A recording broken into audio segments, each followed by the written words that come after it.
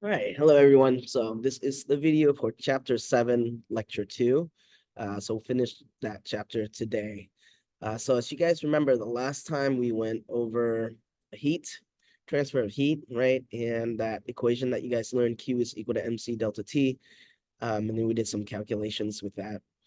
We are going to continue with pressure volume work. So what is pressure volume work? You guys have already heard of the work definition where work is force times distance, right? So kind of know what that is, right? It takes energy to do work, right? Work is a form of energy with force times distance. But you can also do what's called pressure volume work. And you can think of that as like blowing into a balloon, right? After you blow into many balloons, you're gonna you know, get pretty tired, right? You're expending energy because what are you working against as you're blowing into the balloon is the atmospheric pressure, right? So you are working against a pressure. That's why it's called pressure volume work. Volume because the balloon is inflating, right? So the equation for that is W is equal to negative P pressure times delta V, the change in volume. So the larger the volume that you want to, blow, right, in the balloon, the more work you're going to do, obviously, right? So if delta V is big, then of course you can do more work. And if the pressure that you're working against is higher, then of course you're going to do more work, right? And why is the sign negative? Because you are doing the work, the system's doing the work, right? So negative P delta V. Now the units for this work is um, joules, of course, right? We know unit of energy is joule. But if we look at P delta V, that's atmosphere times liter. Okay. So that means that 1 liter atmosphere is equal to 101.3 joules. So that's the conversion to go from joule to liter atmosphere, right? So liter atmosphere is also a unit of energy, right? So this conversion factor, guys, go ahead right now. You can write it down on your conversion sheet. I don't know that this is there. Check to see if it's there on your conversion sheet. If not, you can have it, okay? All right. So let's do an example problem about pressure volume work. It says to inflate a balloon, you must do pressure volume work on the surroundings. If you inflate a balloon from a volume of 0.1 liter to 1.85 liter against an external pressure of 1 atm, how much work is done in joules? Okay, so let me write that down. The volume goes from 0.100 liter to 1.85 liters against the pressure of 1 atm. So what is how much work, right? Work is negative P delta V. And we just plug it in, negative pressure is 1.00 atm times delta V. And remember, anytime that you see delta, it's final minus initial, right? So the final volume minus the initial volume. What's the final volume? 1.85. So 1.85 liters minus 0.100 liter. And then you just plug that in, right? 1.85 minus 0.1 is 1.75 liters times a negative 1, so negative 1.75 liters, right? LATM, right? But it wants this in joules, right? It wants the work in joules, so we have to use that conversion factor, right? Um, the conversion factor is, let's write that down, 101.3 joules is equal to 1 liter atmosphere. So to get to joules, we have to have joules on top. 101.3 joules is on top. 1 liter atmosphere on bottom. So that's going to be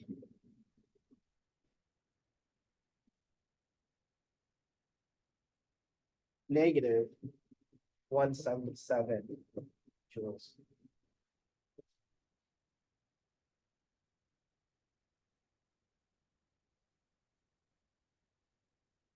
Okay. Go back to the slides.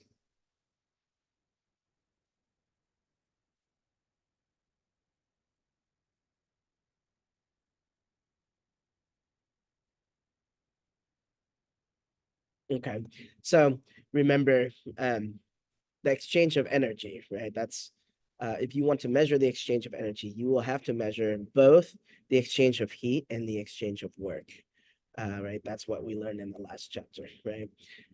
So the change in delta E is equal to Q plus W, right? Remember we had that equation before. Um, so what happens is if we can keep work equal to zero, let's say we do a reaction where uh, there is a heat exchange, but we keep work at zero. So what that means is we don't allow the volume to change, because remember work is equal to negative P delta V, right? So if we keep the volume the same, delta V is zero. Therefore, work is zero.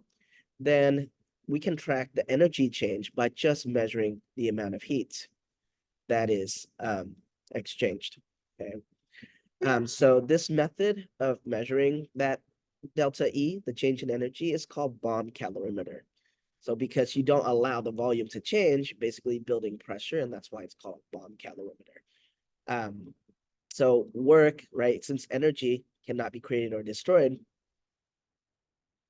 um, all the work that would have been done gets turned into heat. Okay, so that's why it's called a bomb calorimeter.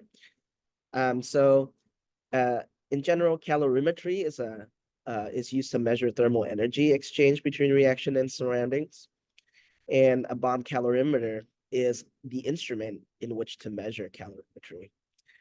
Um, so the way that a bomb calorimeter works, and this, by the way, is how we measure food calories. So this is how it works. You have this little plate where you put your sample. Let's say your little sample of food, and then it's tied. This whole chamber is connected to ignition wire, and so the food gets combusted, right? And during combustion, heat is released. So around this tightly sealed bomb is water. Okay. So all of the heat gets transferred to the water, and the thermometer will pick up how much the rise in temperature of the water is. And that will be used to figure out what is the change in energy of the whole entire combustion. And that's how you measure the food calories, right? The more caloric the food, the hotter the water is going to be, right? The more it's going to heat the water. Um, so the equation for bomb calorimetry is really simplified to Q is equal to negative C cal times delta T, where C cal is the calorimeter's constant, and that's given to you. If you buy one of these, this will be given to you during the time of manufacturing one of these, like they've figured out what C cal is. So it comes with it, it'll be given to you. And then delta T, you guys know, is just the change in temperature, right? How much you want to change the temperature by. And Q is heat, right? So the calorimeter constant is usually in units of kilojoules per degree Celsius. All right, so let's do a problem like that. Right? When 1.010 grams of sucrose, which is table sugar, C12H22O11, undergoes combustion in a bomb calorimeter, the temperature rises from 24.92 degrees Celsius to 28.33 degrees Celsius.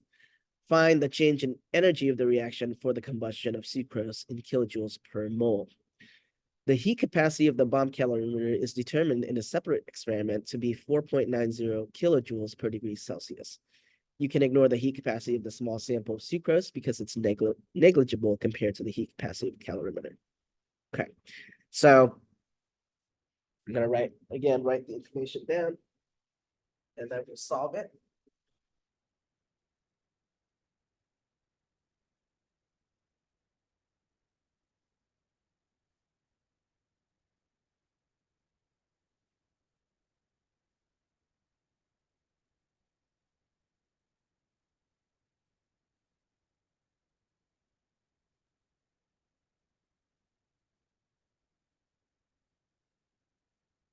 We have a 1.010 grams of C12H22O11. Temperature goes from 24.92 degrees Celsius to 28.8 Celsius. C-cal is 4.90 kilojoules per degree Celsius, and it's asked us to find delta E of the reaction in kilojoules per mole. So that's the unit it wants us to find the change in energy of the reaction. All right. Let's do it. So bomb calorimeter equation, Q is equal to C cal, negative C cal times delta T. And this is equal to negative 4.90 kilojoules per degree Celsius, right? That's what C cal is. Times the change in temperature, right? Again, that's T final minus T initial. So 28.33 minus 24.92 degrees Celsius. And notice that degrees Celsius will cancel. So you're left with kilojoules. So Q is equal to negative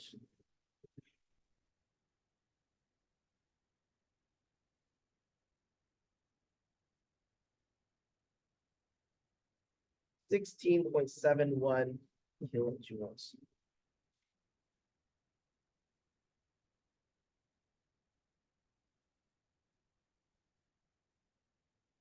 Yep.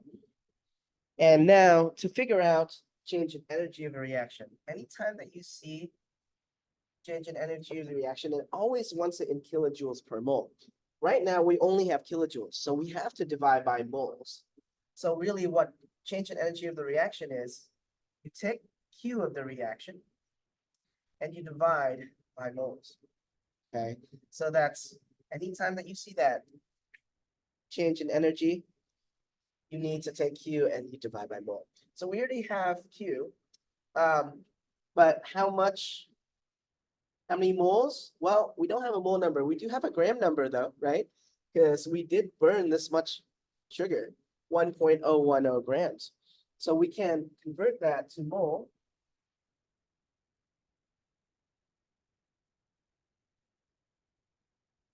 So let's figure out that molar mass of sucrose.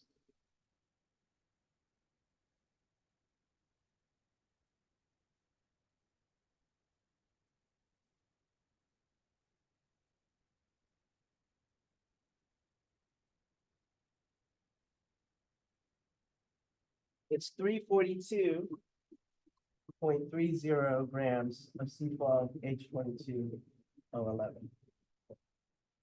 So 1.01 divided by 342.3 is 0.02951 moles. Okay. So we plug it in here, right? Q, the reaction was minus 16.71 kilojoules, and we divide by 0.02951 moles to get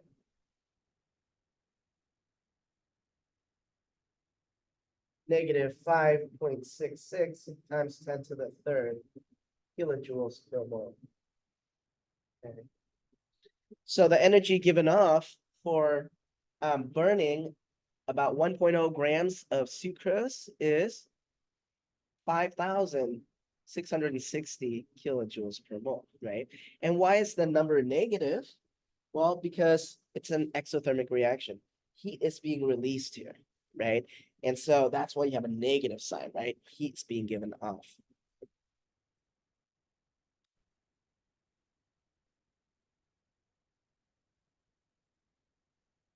Okay.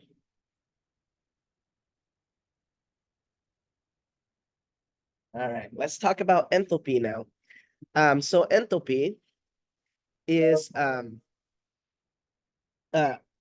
abbreviated as H. And it's the sum of the internal energy of the system and the product of pressure and volume.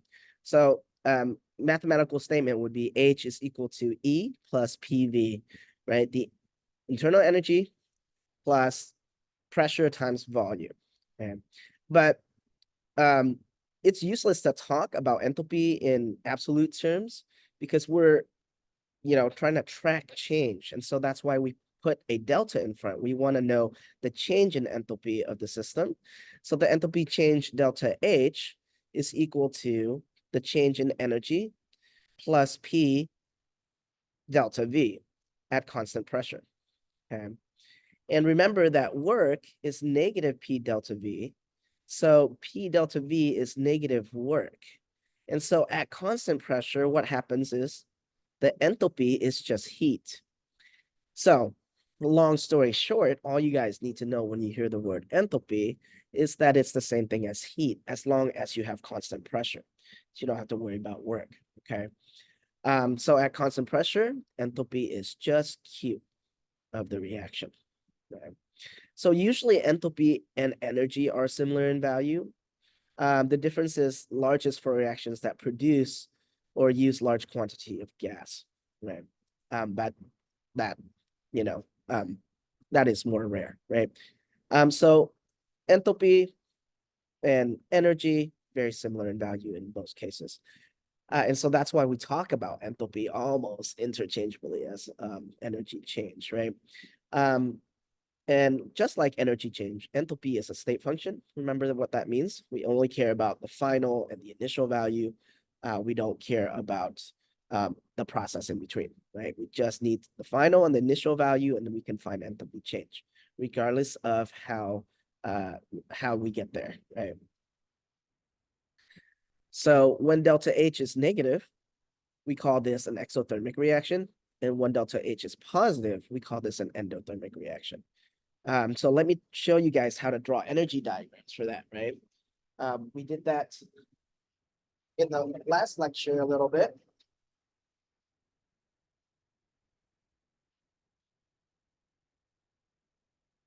Let me show you guys how you would draw that for exothermic reaction. Means heat is going out.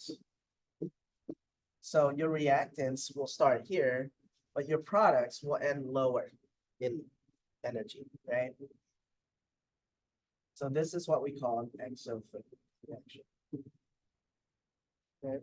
Because if you take the change, right, in enthalpy, you have a smaller number subtracting a bigger number. So you're going to get a negative value. Okay? So when you have delta H is being negative or less than 0, then you have an exothermic reaction. Let's do it for an endothermic reaction. Then your reactance is here, and your products are going to lie higher in energy, right? So that when you take the difference, right, delta, final is a higher number than initial. So final subtract initial is greater than 0. It's a positive number. And so this is why this is called an endothermic reaction. In an exothermic reaction, if you feel it, it's going to feel hot, right? Because the reaction's releasing heat into your hand. But for an endothermic reaction, when you feel the reaction, it's going to feel cold because it's gaining heat. And so where's it taking it from? The environment, and that's you. So it's taking heat from you, and so that's why you feel cold when you touch it. And so that's the difference between exothermic and endothermic. And you should know how to draw the energy diagrams for both as well.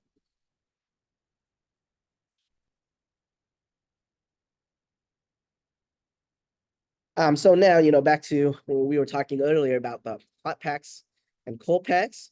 Those are two separate things, right? Hot packs are the exothermic reactions because hot packs release heat into the environment, right? It loses heat.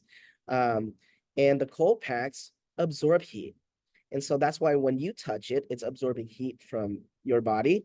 And so cold packs feel cold because of that, right? So inside cold packs, you have ammonium nitrate that dissolves in water, and that's an endothermic process. Whereas in the heat packs, you have, the iron filings, right? Plus oxygen. goes to rust, iron 3 oxide, and that's an exothermic process. So when that's activated, you it gets warm, right? It gives off heat.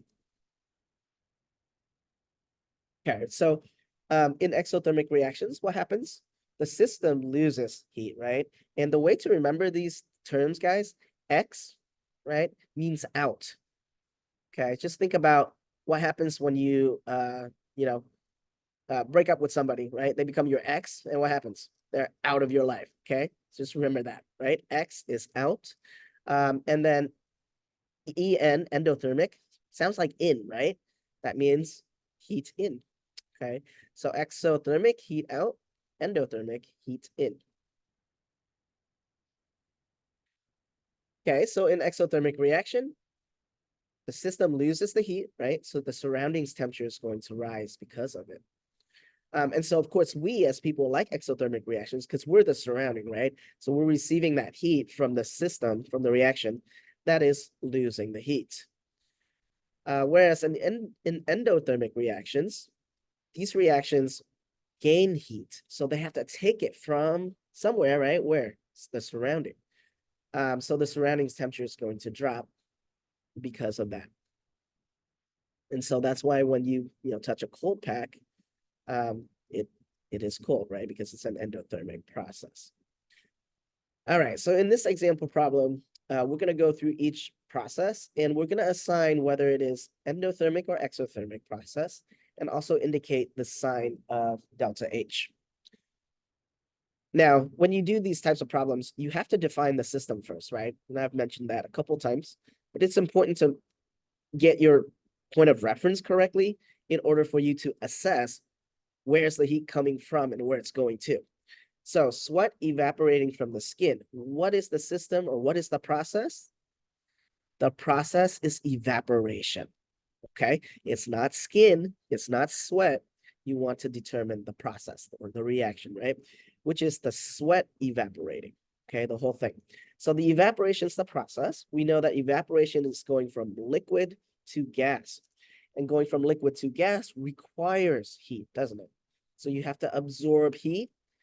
That means it's an endothermic process, right? It needs heat. Okay, and then B, water freezing in a freezer. Again, think about the process or the reaction, right? What is the process? It's the freezing. Water is freezing. Okay, so think about which direction that is. Freezing is going from a liquid to a solid, and to go from a liquid to solid, you have to remove heat, don't you? So water freezing is an exothermic process, right? Because you have to remove heat, right? And then the sign of delta H for exothermic is negative, right? And in A, delta H is positive, right? Because it's endothermic. All right, let's go through C. Same process. We're going to identify the system or the process. And here the process is wood burning, right? Combustion is the process or the reaction. And in combustion, we know that heat gets released. So again, we have heat loss, and therefore that's exothermic, and the sign of delta H is negative. Okay, makes sense, guys, right? So it is really a logical way to think about this. That's why I'm talking so much. It's like I'm trying to get you guys to um, have a process in which you figure this out, right? There's a method to do it. So let's keep going. An ice cube melting. Okay, so what's the process here? The ice cube is melting. Melting is going from a solid to a liquid. And then think about what direction that is. Does it require heat or does it lose heat? Solid to liquid would require heat, right? So you have to add heat, meaning it's endothermic, and delta H is going to be positive. Okay. B, nail polish remover quickly evaporating after it is accidentally spilled on the skin. Oh, the process here is evaporation, right? So that's going from a liquid to a gas. Again, that's going to require heat, right? To go from liquid to gas. So that's going to be endothermic. and delta H is positive. C, gasoline burning within the cylinder of an automobile engine. Okay, lots of words, but which one is the process? Which one is the chemical reaction? The burning, the combustion. And we know that combustion releases heat, so that's exothermic, and delta H is negative. All right, I hope that's clear, right? Plenty more examples that you guys can do as well in the book. Okay, let's move on. So in a reaction, every reaction has an enthalpy associated with it. That tells you, is this reaction endothermic or exothermic, right? Is this reaction requiring heat or is it losing heat, right? So for example, this top one, C3H8 plus 5O2 goes to 3CO2 plus 4H2O. This is combustion, and you see that delta H is negative 2044 kilojoules.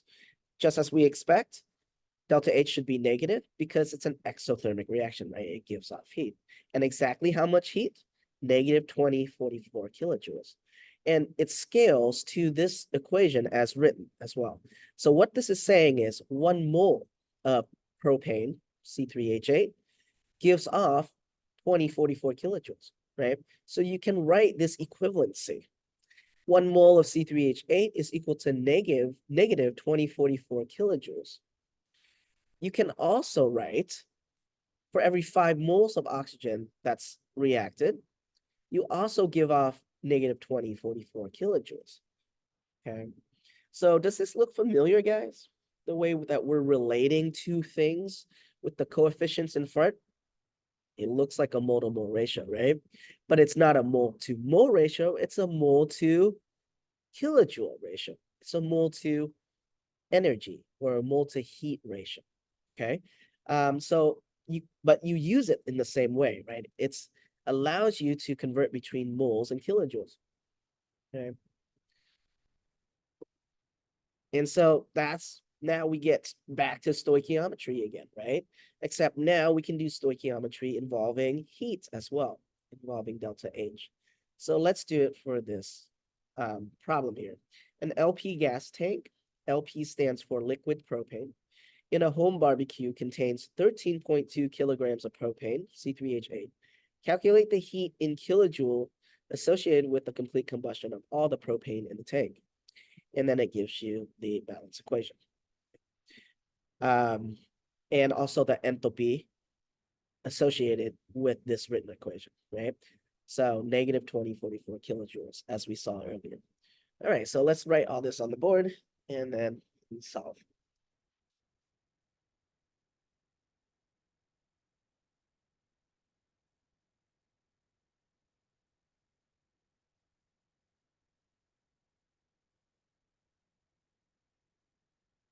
13.2 kilograms of C3H8.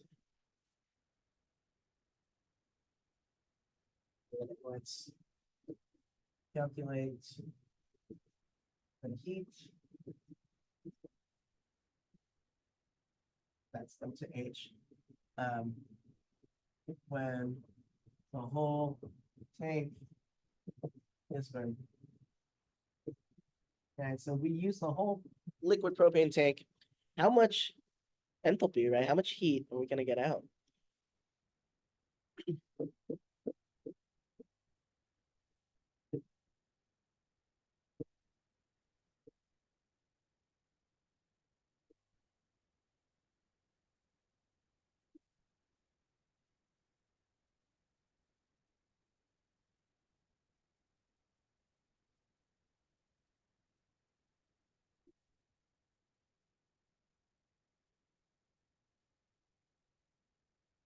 All right.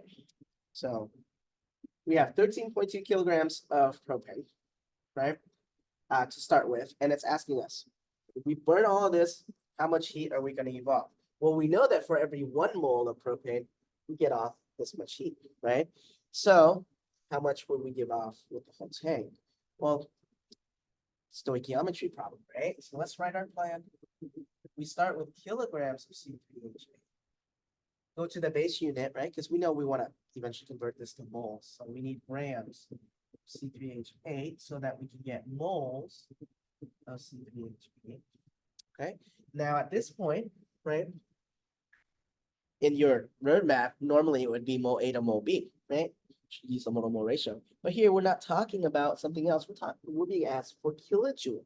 So we need to get a mole to kilojoule ratio, not a mole to mole ratio, right? So where's a mole to kilojoule ratio? You can still get it from the balance equation, right? So there and there. So this allows you to go straight to kilojoules, right? So let's execute. 1,000 kilograms on top, 1 kilogram on bottom. Okay. And then get to moles, 1 mole of C3H8 on top.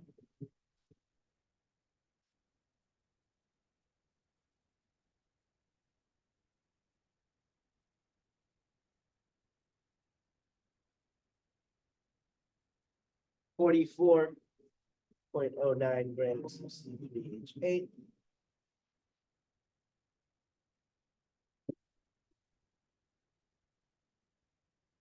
And now the next thing, right? Mole to kilojoule ratio. So 1 mole of C3H8 on bottom. And the kilojoule number is minus 2044 kilojoules on top. Okay.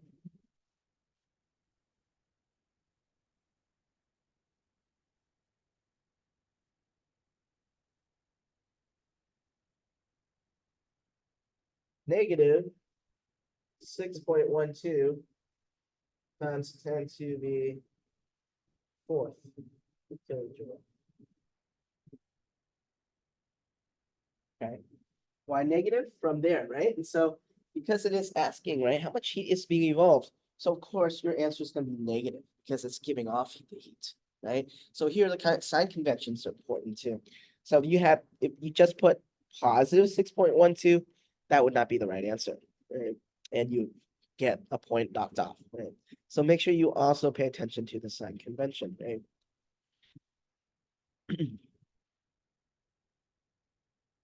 Oh, sorry, I counted wrong. Times 10 to the fifth.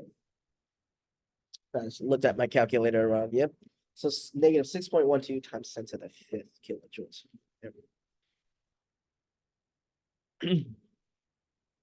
Okay, let's do this problem here as well. Ammonia reacts with oxygen according to the equation. 4NH3 gas plus 5O2 gas goes to 4NO gas plus 6H2O gas.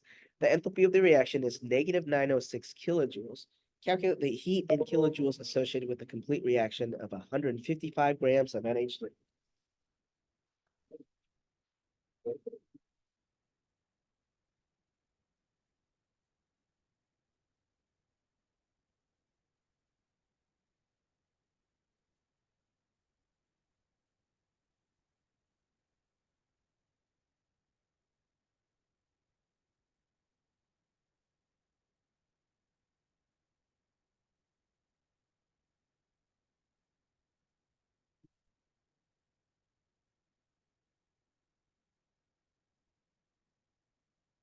All right, so first question I'm going to ask you guys, right? Is this reaction endothermic or exothermic? Delta H is negative, so it's exothermic, right? So it's going to give off 906 kilojoules for every 4 moles of ammonia that's reacting, right? So now it's asking for us to calculate the heat in kilojoules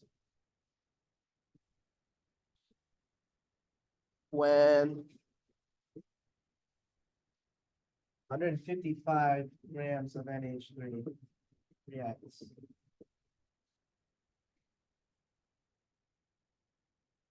Okay, so plan again.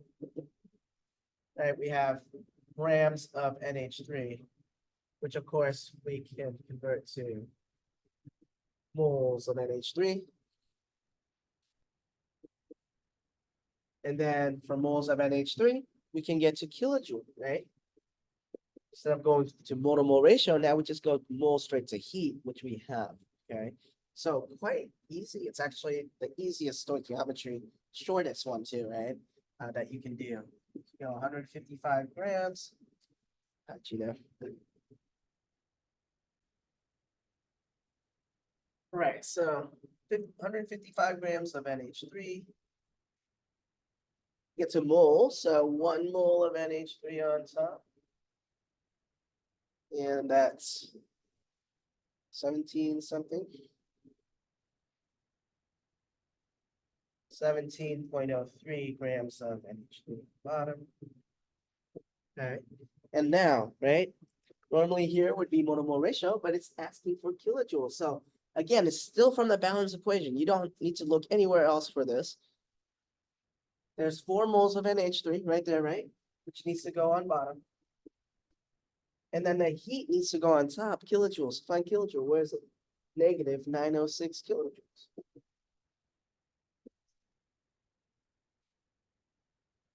And then that's it. Super easy, right?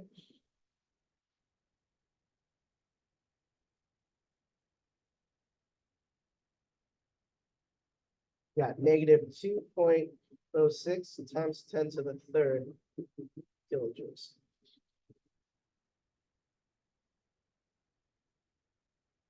Back to the slides.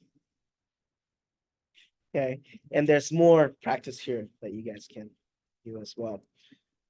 All right, so let's move on to coffee cup calorimetry. So you guys did this experiment already. So coffee cup calorimetry is a way for us to measure, how much heat is given off or taken in, right, depending, by using the coffee cups as, your insulators so that it traps the heat. And then inside the cups are a solution that's with water, and then the water is going to heat up or it's going to cool down, and the thermometer is there to tell you what is that change in temperature. And by the change in temperature of the water, right, you should know what is the heat that is given off in the reaction. So let's do this problem together. Magnesium metal reacts with hydrochloric acid according to the balance equation. And that's basically what you guys did in the lab already, right? Putting magnesium into HCl and it warms up the water, and then you measure that temperature. In this experiment, you had 0.158 grams of the magnesium metal, and it's combined with enough HCl to make 100 milliliters of the solution in the coffee cup calorimeter. It says the HCl is sufficiently concentrated so the Mg complete reacts, meaning the Mg is the limiting reactant, right? The temperature of the solution rises from 25.6 degrees to 32.8 degrees Celsius. Find the enthalpy of the reaction as written. Use 1.0 gram per mil as the density of the solution. That's the same density as water, right? Which makes sense because most of the solution is water. And then it also gives you the specific heat of the solution, which is 4.18 joules per gram per degree Celsius as the specific heat. Okay, so if it's involving heat, guys, Q equation for heat is Q is equal to MC delta T, right? So that's the equation that you would use here. You just have to figure out the total mass of the solution, right? And then multiply by C and delta T. So let's do that.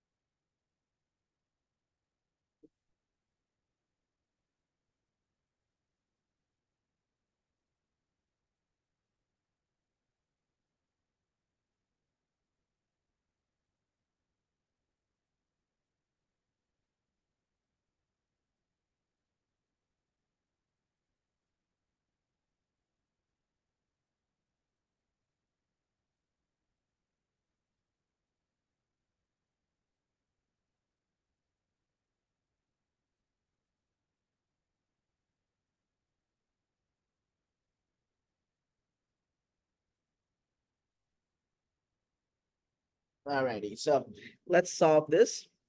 It's asking for the enthalpy of the reaction, right? We have 100 mils of the solution plus this many grams um, of magnesium. So the density of the solution is given to us. This we can use to solve for the mass of the solution, right? Because we need it for Q is equal to MC delta T. We need the mass of the entire solution. So here, if you have 100.0 milliliters, and your density is 1 grams per mil, one goes on top, right? Milliliter goes on bottom. So you have 100 point 0 grams of the solution. So this is what you plug in, right? Q is equal to 100 times the specific heat, 4.18 joules per grams per degree Celsius, times delta T.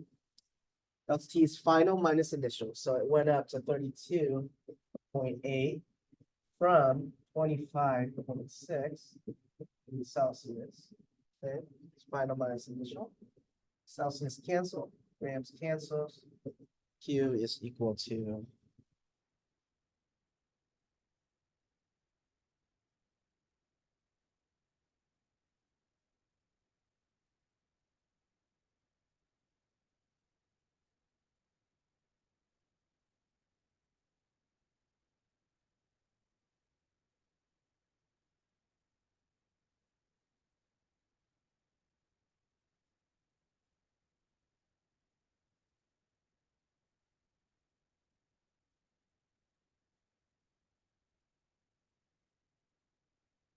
3009.6 joules.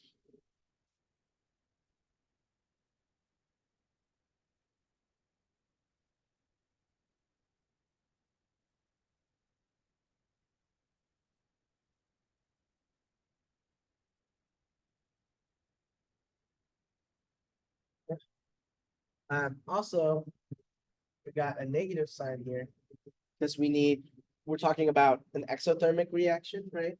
So we'll just have to throw in the negative sign. So just remember to do that. I just forgot there. So whenever it's exothermic, right, we will say the Q of the reaction is losing heat. So this is what we have. Now we're asked to find the enthalpy of the reaction. And always for enthalpy of the reaction, again, just like change in energy, you're going to take Q of the reaction, divide by moles, okay? So that your unit is always in joules per mole or kilojoules per mole whenever you're asked to find the enthalpy of the reaction. So in this case here, we just have joules. If we want to know the enthalpy of the reaction, we need to take Q of the reaction over mole. Well, do we have a mole? Not yet, but we do have a gram here, right? So we can take 0.158 grams of magnesium, turn it into moles by dividing the molar mass of magnesium, which is 24.31, and we'll get 0.006499 moles. So now we can plug it in, right? Minus 3009.6 joules over 0.00649 moles.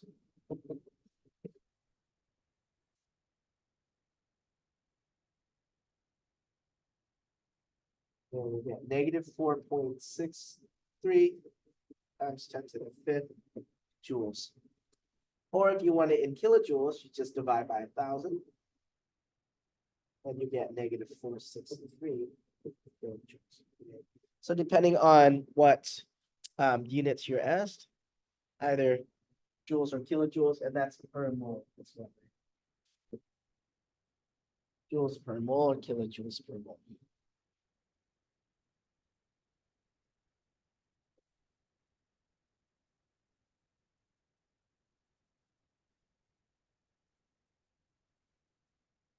Alrighty, let's move on.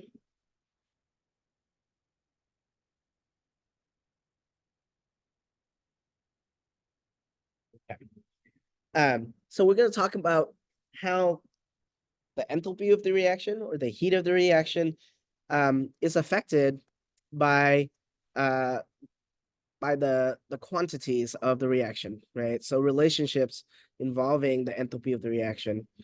So enthalpy of the reaction is actually an extensive property. So it depends on how much the reaction, the contents of the reaction are. You can have, you know, uh, a different amount of heat, right? So for example, if you burn more firewood, you would get more heat. So you can actually scale the enthalpy of the reaction by scaling the reaction. So here's an example. If you have carbon plus O2 goes to CO2, and the enthalpy of the reaction is negative 393.5 kilojoules. Now, if you multiply the reaction by 2, right? So you double everything. That's 2C plus 2O2 goes to 2CO2. Then you should also double the heat of the reaction. Because if twice as much goes in, twice as much heat's going to come out, right? So you need to take 2 times minus 393.5, and it'll give you negative 787.0. When the reaction is reversed, then all you need to do is change the sign. When the reaction is reversed, all that is that an endothermic turns into an exothermic reaction, or an exothermic reaction turns into an endothermic, right? So all you need to do is flip the signs. It's very easy. Okay. So knowing that, what you can do is figure out the enthalpy of an unknown reaction by looking at the enthalpies of known reactions. And so there's a way to solve this that I'm going to show you. And this is called Hess's law. This type of Hess's law problem uses known enthalpies to solve for enthalpy of a reaction that is unknown. So let me write this down on the board, and I'll show you guys the method to solve it.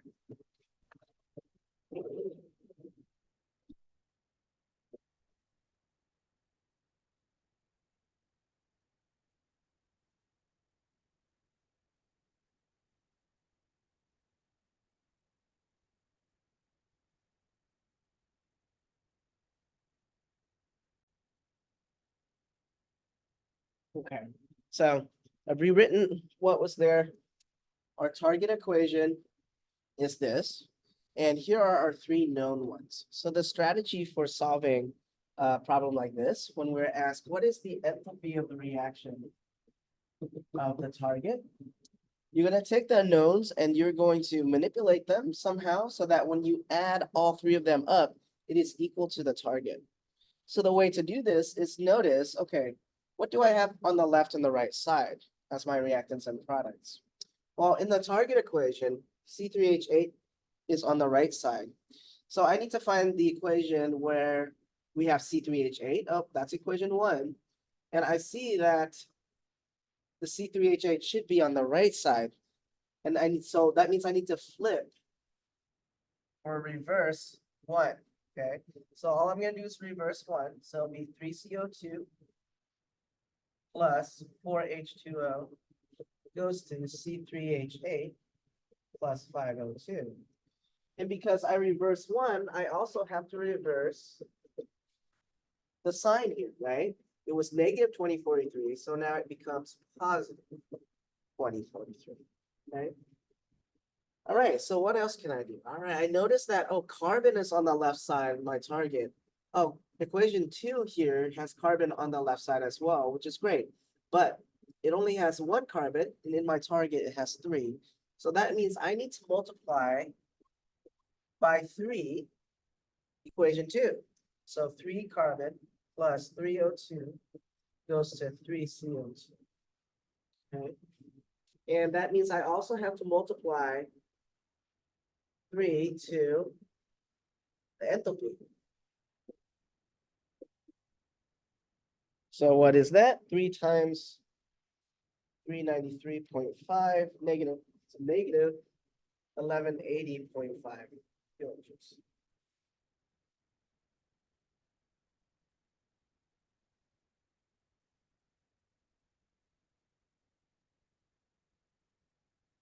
Yep.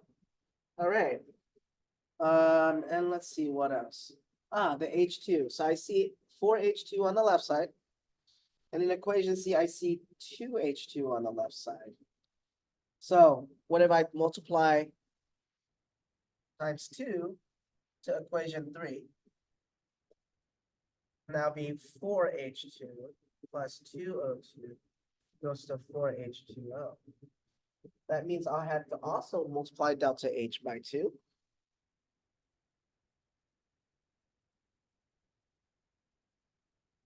So 2 times negative 483.6 kilojoules is negative 967.2 kilojoules. Okay. All right, so now let's add it all together. I feel like I've set it up so that if I add all these three together, I should get the target. So let's test it out. Remember that when you add these together, you can cancel things that are exactly the same on both sides. So I see that 4 waters cancel. Okay. What else? Oh, my 3 CO2 cancels. Okay. And I think that's it, right? So let's write it down. I have, oh wait, I can cancel O2. Do you see how I have 3 O2 here and 2 O2 on the left side? That's a total of 5 O2. And on the right side, I also have 5 O2. Okay, so I have 3 carbon plus 4 H2 on the left side goes to C3H8 on the right side. There we go. That matches the target equation. So once I verify that what I did here was correct in manipulating these equations, I'm adding them all up and it's equal to the target, I know I can add the delta H of these 3 up, right? And that'll give me the enthalpy of this reaction, right? So let's add that, 2043 plus a negative 1180.5 plus a negative 967.2. So we should get negative 104.7. Subtraction addition rule for sig figs, right? It's going by decimal place. So all these have 1 decimal place. So you should keep 1 decimal place. Okay. Negative 104.7 kilojoules.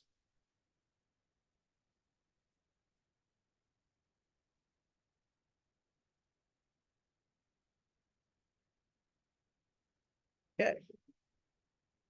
Let's go back to the slides.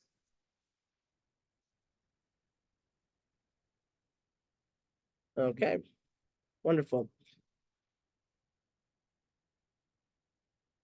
All right. Let's do this one as well. Find the enthalpy of the reaction for N2O plus NO2 goes to 3NO. Actually, you know what?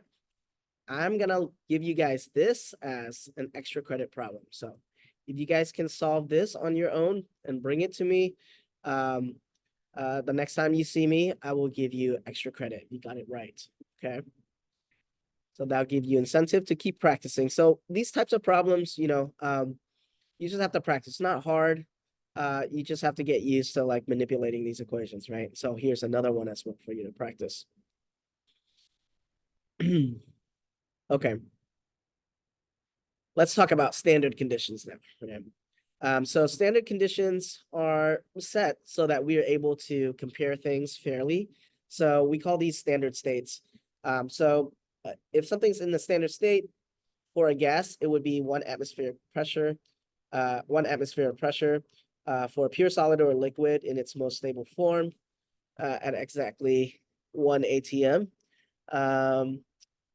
For the temperature, it's usually 25 degrees Celsius. And if you have a solution, it's 1 molar. Okay, so that's what standard states are.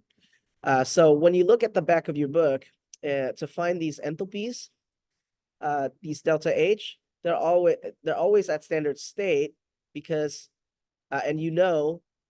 because of this little circle here, right? So whenever you see that little circle, it means that these values were measured at standard state. You will also find the delta HF in the back of the book. These are called the standard enthalpy of formation. And it's basically measuring the enthalpy change for the reaction forming 1 mole of a pure compound from its constituent elements. And for reference, the enthalpy of formation for any pure element is 0 kilojoules per mole. And the way I like to think about it is, well, the elements are already there, right? So it doesn't cost you anything to form it. And so that's why they set that, the enthalpy of formation is 0 for all elements. Okay? So that's basically the reference point. So you can look these up, the standard enthalpies of formation. Let's look to see where we see zeros on this chart. So I see 0 where we have Br2, 0 here at calcium, 0 at carbon. So notice, all of the elements, the heat of formation is 0. And then the compounds, right? Let's look at, say, CO2. CO2 gas has an enthalpy of formation of negative 393.5. So what does that mean? In forming CO2 from elements carbon and oxygen, you have an exothermic reaction, right? That means the CO2, in forming CO2, you actually release heat to the environment, okay? But if you look at, say, NO gas, NO gas is 91.3 positive. So what does that mean? In forming NO from nitrogen gas and oxygen gas, it actually costs you energy, right? It costs you because you have, it's endothermic, right? It costs 91.3 kilojoules per mole, right? So basically what this table is telling you is how much is the heat cost, right? Or the energy cost to form each of these compounds, right? So either it costs energy, which is a positive number, or it releases energy, which is a negative number, right?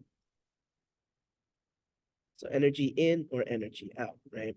So from these heats of formation, you can calculate, well, let's do this first. Writing formation reactions. Okay, so to write formation reactions, all you have to do is put the elements on the left side and then the compound on the right side, right? So to form CO, obviously you're gonna form CO from carbon and oxygen. So you put C plus O goes to CO, and then you balance the equation, right? And this is already balanced. So you're fine.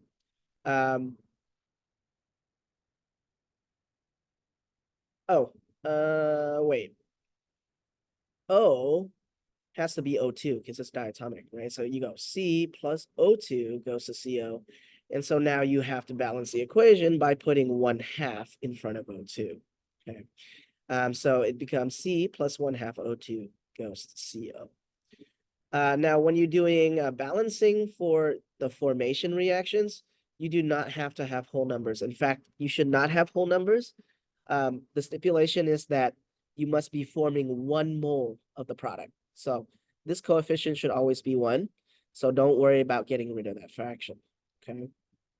So let's practice writing formation reactions for magnesium carbonate and C6H12O6, which is glucose.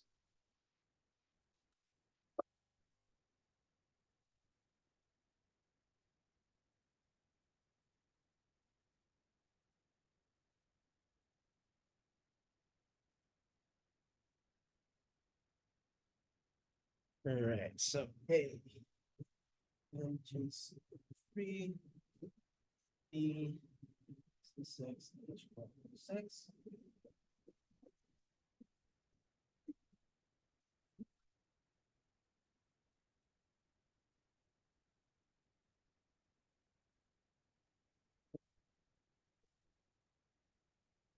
All right. Okay, so we want to write formation equations for magnesium carbonate. Magnesium carbonate has to be the product then. And then all you have to work out is, okay, what are the elements that form magnesium carbonate? Well, obviously magnesium. Magnesium's monatomic, right? Solid. Plus, oh, there's a carbon in there, so you also have to put carbon there. Carbon solid. And then there's oxygen in there. So oxygen, the element, right, guys, is diatomic, off Pringle, right? So O2. There we go. So now we just have to balance it, right? Magnesium's balanced, carbon's balanced, but not oxygen. We have 2 oxygens on the left side, 3 oxygens on the right side.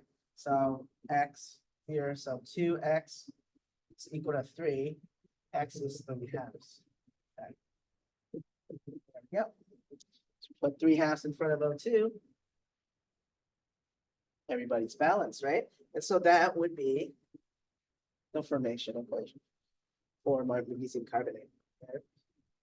And remember, you leave the fraction in formation equations. So you're good?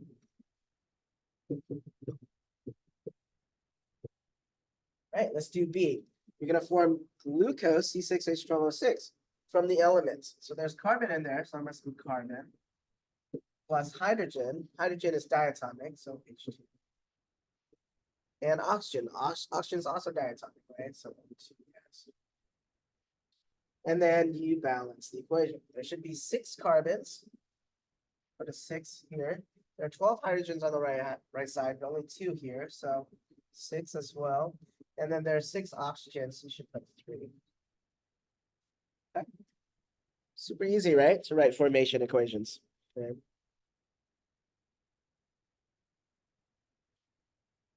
Okay. So now the next calculation we're going to do is another type of Hess's law. Hess's law is any time that it's asking you for the heat of the reaction, right? The delta H of a reaction. So in this Hess's law, you're going to use the enthalpy of formation in order to figure out the enthalpy of the reaction.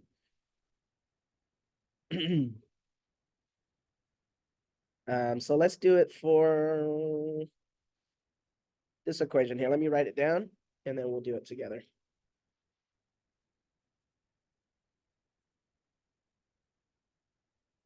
CH4 gas plus 2O2 gas goes to CO2 gas plus H2O gas.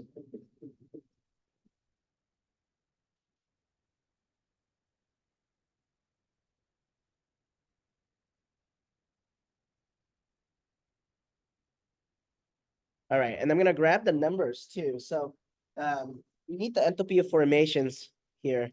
So I'm going to look it up for CH4, right? So how much, what is the cost to make CH4?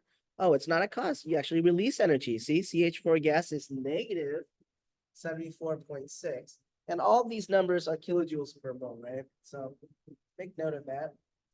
Of course, oxygen for O2. Guys, oxygen is an element, right? Enthalpy of formation is 0 because oxygen, the element, already exists, right? So 0 for O2. When we look up CO2 gas, and the states matter, okay? So be careful here as you're looking. CO2 gas is negative 393.5 kilojoules per mole. Then we look at water, H2O gas. So there's 2 numbers, right? H2O gas and liquid. So make sure you grab the gas number, negative 241.8 kilojoules per mole. Okay. Of course, these be given to you on an exam. You don't need to memorize this, right? Enthalpy of formations are, available in textbooks. So you don't need to memorize it. There's a bigger table too. If you want to look in the back of your book, there's a much more comprehensive enthalpy of formation. So as you're doing your homework, you're probably going to be using the table in the back, right? All right. So in order to calculate the enthalpy of reaction of this whole thing, well, all we're doing is we're figuring out the heat change, right? The change in heat of the products versus the reactants. So the reactants, if you add them all together, it would be negative 74.6 plus 0, right?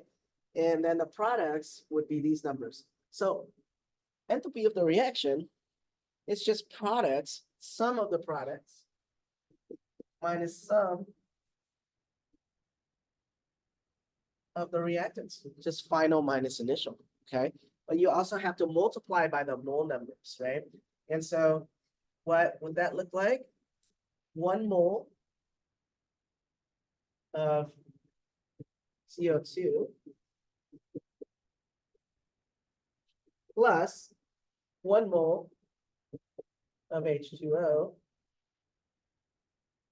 1 mole of negative 241.8 kilojoules per mole.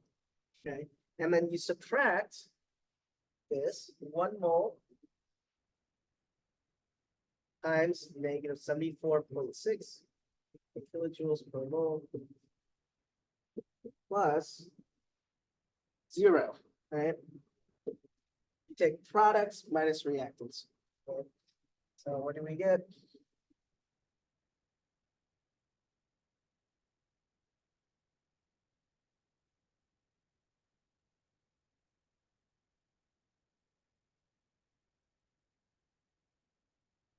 And so this together, could also do it separately like this, if it's simpler for you. Sometimes I do suggest that just sum up the product side, but remember to multiply by the coefficients here.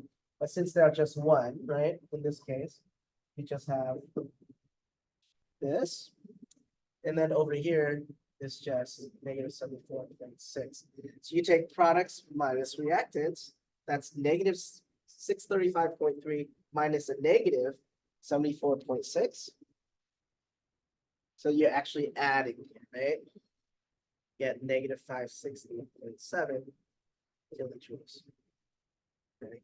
So overall, this reaction is exothermic, right? Because it has negative for the sign. So what we were able to do was figure out the heat of the reaction here, of the whole entire reaction, by using the enthalpy of formation numbers, right? And those you can just look up, right?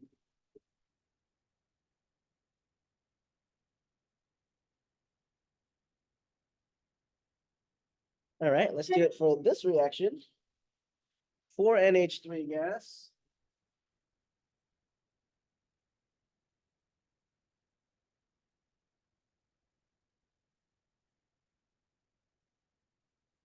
plus 5O2 gas goes to 4NO gas. Excuse me, plus 6H2O gas.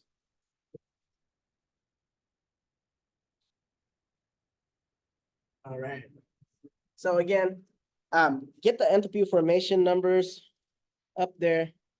Write it down for each from the table. So NH3 gas, let's find it. It's right here, negative 45.9 kilojoules per mole. O2, guys, guess what? Elemental, so always 0. You don't even have to look it up, right? In fact, on the exam, it might not be given to you because you should know that all the elements, the enthalpy of formation is 0. Okay. And then for NO, for NO here, NO here, NO gas, 91.3 kilojoules per mole. And then H2O gas is negative 241.8 kilojoules per mole. Okay. Okay, so on the product side, right? Remember, it's always products minus reactants for Hess's law here. You have to sum up all the products, right? I know it's 91.3 for 1 mole, but I have how many moles? I have 4. So you have to take 4 times 91.3, right? And you add it to 6 moles times negative 241.8. Okay, so that cancels, right? I should really be more diligent here. 4 mole times 91.3. Okay, so this together on the product side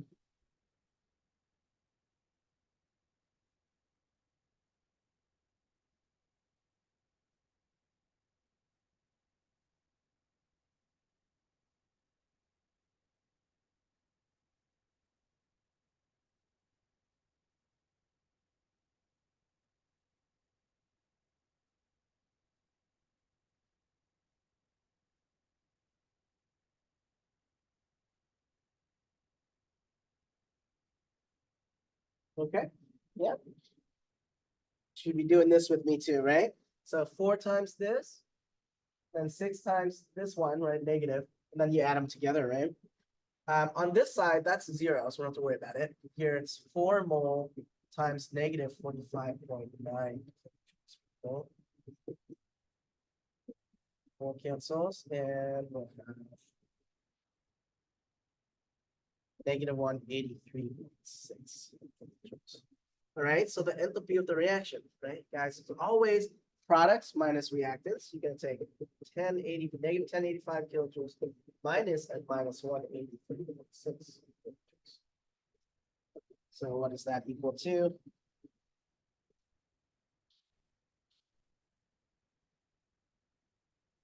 Negative 901.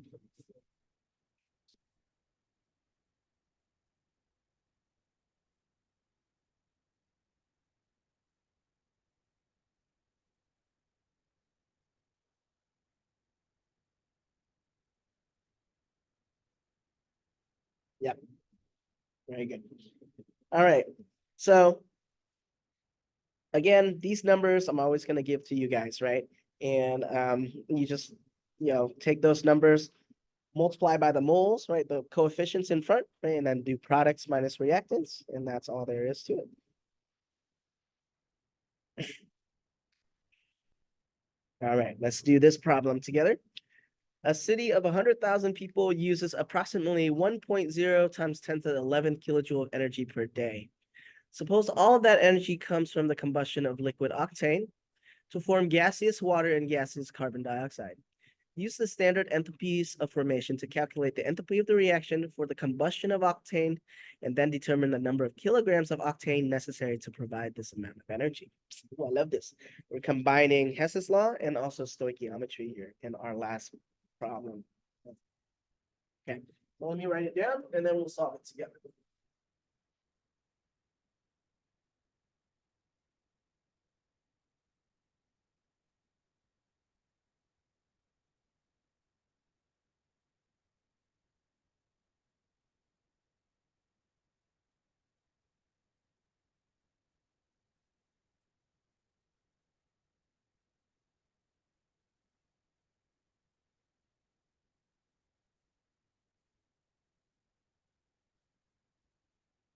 All right, so the combustion of octane, right, C8H18. So we know how to write that. C8H18 gas plus O2 gas goes to CO2 gas plus H2O gas. And then we just need to balance it. 8, 9, yeah, 16 minus 25, 25 halves. So we're gonna have 25 here, 2 here, 16 here, 18. That's our balance equation, right? 30 oxygens,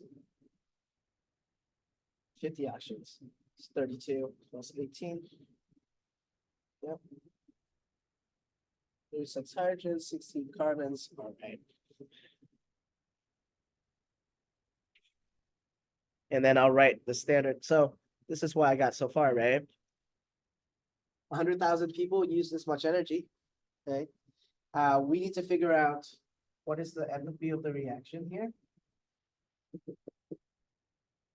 by using the enthalpy of formation, right? So we go back to our table because we need that number to do the stoichiometry, right? To do heat stoichiometry. So let's go back to our table. And we look at C8H18. I don't know if it's even on here. Let's see. We have to go and grab the number from the back of the book. Okay, yeah, we can do that. Go to the back of the book and grab that number.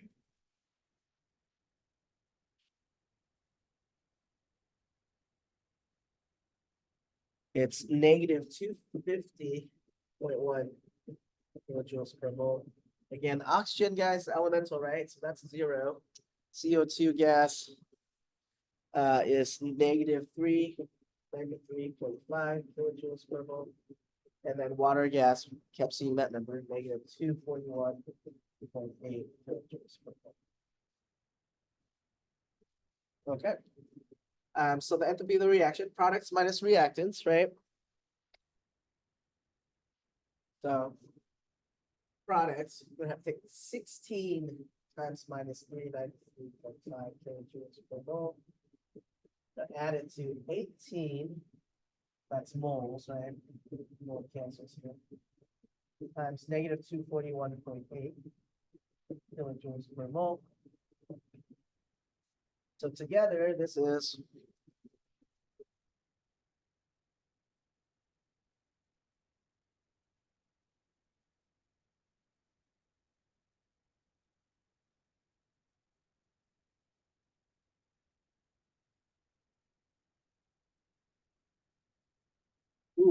big number, negative 10,648.4 kilojoule. Yeah, makes sense.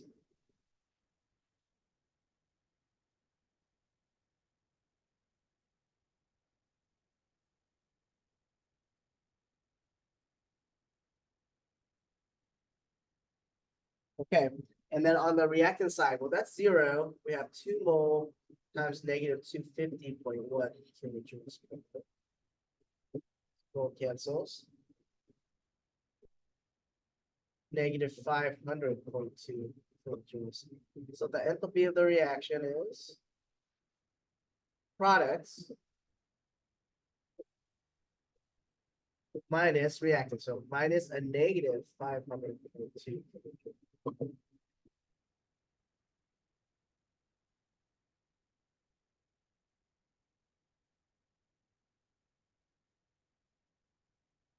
Yeah. Negative 10,148.2 kilojoules as our enthalpy of the reaction. Okay. So that goes here now, right? Now we know. Okay. So now we can be ready to do our stoichiometry problem. The energy used by 100,000 people is that many kilojoules. So our plan, we start with kilojoules, and we need to work back. It wants to know, what was it that we were supposed to solve for? Determine the number of kilograms of octane. So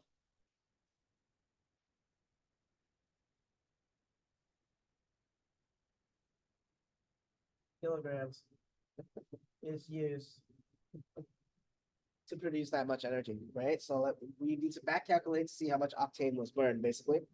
So kilojoules, we have to go back to see amount, right? So moles of C8H18 is needed, then grams of C8H18, and then kilograms of C8H18. Okay. All right, so let's execute. 1.0 times 10 to the 11th kilojoule. And now we need to get to moles. How do you go from kilojoules to mole, guys? It's the mole to kilojoule ratio, right? All right, so what mole do we want? We want mole CaH18. So use the balance equation. That's 2. 2 moles of CaH18 on top. And what's on bottom? Kilojoule number. Right? And then we go to grams of CaH18. So we need molar mass, right? 1 mole of CaH18 is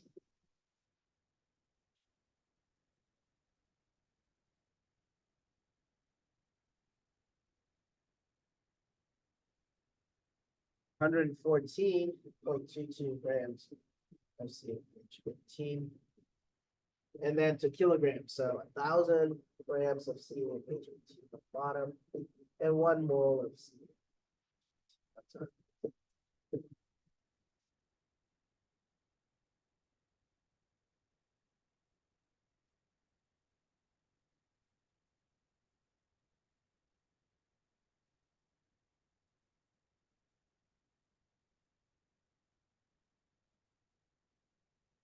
Negative. Okay. Ooh, oh. I forgot. We need to have a negative in front of 1.0 times 10 to the 11 kilojoule, right? Because that's how much energy was being put out, right? So We need a negative in front of there. And so our answer here would be 2.25 times 10 to the 6.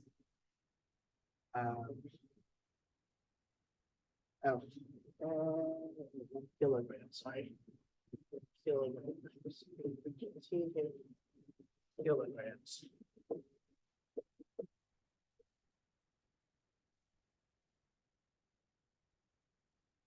That's a lot, right? That's 2 million kilograms of octane that needs to be burned in order for us to have energy for 100,000 people per day. That's an insane amount, right?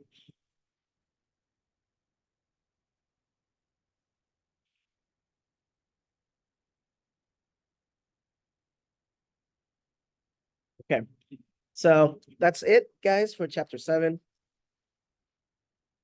Keep practicing, right?